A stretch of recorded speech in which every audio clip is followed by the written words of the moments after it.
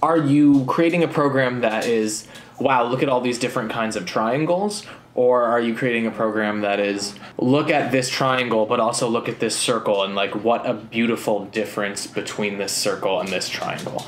Hello everyone, my name is Nahre Sol, and today I'd like to talk a little bit about programming concerts. But before I do that, I'd like to introduce you to Happenstance, a concert series that I've been a part of with my friends Brad Cherwin and Adanya Dunn.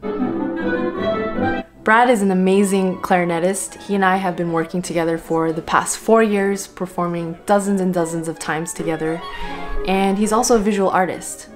And while we were doing a concert in New York City about 2 years ago, we met Adanya. Got it. She's a very talented soprano, and the three of us since then have been running Happenstance. So together we really put an emphasis on creative programming, and we always aim for our concerts to have different layers of a narrative that ties the music all together. Today, Brad and I are going to be working on organizing some things for our upcoming concerts, and I thought it'd be a great opportunity for us to share some of our thoughts and insights on the process of programming. So let's relocate over to his place and go from there. In order to organize our thoughts, Brad, Adanya, and I came up with a few questions to ask ourselves in the beginning stages of programming a concert that will help us form our ideas and create a cohesive program. What do you think is the most important question? The most important question is, what do you love? Like, there shouldn't be any question about you filling out requirements or like needing to be something or do something that someone is asking of you. Even though you're creating a concert, the first thing has to be like your love for this central core, and then you build out. What are pieces we love to do, and then we're like, oh my god, oh yeah, this reminds me of this other piece, and then someone else, Nahre, you end up saying, yes, and what about this? You know, it's all coming from a genuine place of interest. Or also, no, I really don't want to do that. Exactly. And then we'll like argue for 36 hours about the thing, and then we end up even, you know, sometimes you gotta fight it out. Cool. All right. I think that's good. I think we're gonna let you go. You guys. Bye. Bye. So with that in mind, we came up with some other questions. So the first one is, what is the central idea and what does that control? Yeah, how does that determine the rest of the repertoire for the concert? Because you can't just have one 12-minute piece. For example, in our program, Lineage, the piece that created the entire program was Schubert's The Shepherd on the Rock for soprano, clarinet, and piano. Okay, so here's this piece, Shepherd on the Rock. It's performed all the time. So that created a problem that we had to navigate, right? How do we present this piece in a way that is interesting, even though, like, everybody knows this piece, right? And what pieces would go well with that? Mm-hmm. That's not necessarily exactly the same in style. Let's connect this piece back to the history of Germanic composition from, you know, the beginning of the 1800s to now. And that will frame the piece in a way that sets up a number of contrasts that are interesting to the audience and us as performers. And what threads the whole program is lineage. Exactly. Seeing the lineage between these different composers and these different eras. Let's talk about another program we did, Intersections, where it was the same sort of concept. One piece was our anchor point, and that was the Kurtag homage at Robert Schumann. And with that, we wanted to explore a concept around Robert Schumann. Right. And here's this piece that's thorny, that's challenging. It's 5 really short movements and then a long, slow, quiet, mysterious movement, right? How do we frame this piece, which it was kind of the opposite challenge of Lineage? How do we frame this challenging piece in a way that makes it accessible? We created a dichotomy between two different types of pieces in this program, and we related that to Schumann's Eusebius and Florestan sides. Exactly. Which are deeply in contrast. Right. We have this extroverted, immediately understandable music, which in this program mostly related to Schumann's music itself. And then we had Eusebius, which is introverted, mysterious, complicated. So the next question we're going to ask ourselves in this process is, what are the relationships and or contrasts between these pieces? How do they relate to each other, right?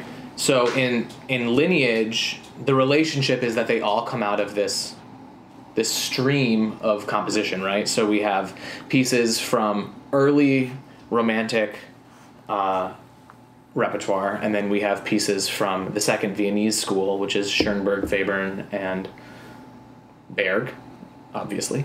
And then we have a set of songs by Wolfgang Riem, who is a composer who is still alive and composing today. The contrast between those things are music that is easily understandable, tonal,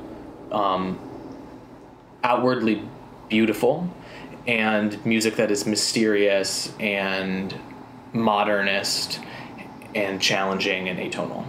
Basically, we're always trying to find relationships between all the pieces in different ways, many, many different ways.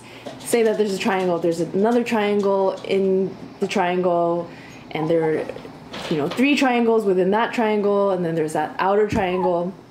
So just having all those relationships, I think, really pulls a program together.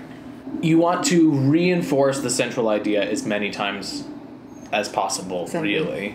And sometimes it doesn't even have to be that one shape. It could be juxtaposed against another shape. Right.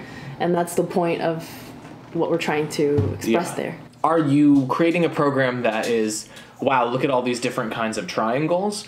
Or are you creating a program that is, look at this triangle, but also look at this circle, and like, what a beautiful difference between this circle and this triangle. And then in that case, you maybe you want to have 3 triangles and 3 circles, or maybe you want 2 triangles, 2 circles, and some shape that's like half of a circle with a triangle on top. Right. So the third question is, what is a large structure and what are the smaller structures within them? Yeah. If you're thinking architecturally, what is the large scale structure of the entire program, right? Like, are we rising to like a central intensity within the concert and then diminishing from that? Are we slowly crescendoing in intensity for the entire program? Are we doing 2 halves and each half is a crescendo of intensity, etc.? Like, those are large-scale structures that are perceivable by the audience, right? The other question is, what are the small structures? So if you have one big program that is separated with an intermission, for example, in the middle, then you really have 2 mini programs, and that's something that we have utilized, right? You can almost create 2 recitals within one recital, and then the idea can kind of be the contrast between those 2 miniature recitals. A lot of times we had programs where within those 2 halves we had pairs. Exactly. Or groups of, smaller groups that are tied together by some specific reason. Mm-hmm. And also, just talking about the reasons, yes, there is sort of intellectual idea behind it a lot of the times, but we also think a lot about the flow. Right. Why would these 2 pieces or these 3 pieces fit together? Because they're going to be performed in order. And when someone's experiencing it one after the other, how will that really be effective? Right.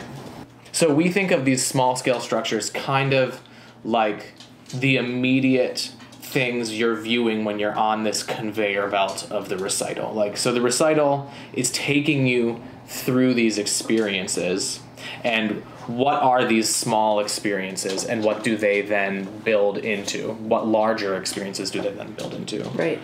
And a combination of these smaller structures in that program sort of feeds into a general sense of rhythm to the whole program, because, Exactly. depending on the length of those smaller structures and the lengths of the pieces, you experience the program in a different way related to pace. Yeah.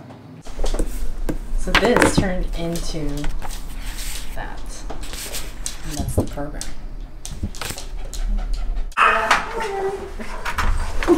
Bye. Okay. So I hope you found that useful or interesting. Obviously, there's so many more things to talk about in terms of programming, and it's something that I would love to get more into in the future. But in the meantime, I'd love to hear from you all about some of your thoughts and experiences with programming concerts. What do you keep in mind when planning for a concert? You know, what are your priorities, and why do you choose certain pieces over others? I'd be super curious to know. Please leave a comment or feel free to message me. To our programs, you draw something. Thank you so much for watching, and I'll see you in the next video.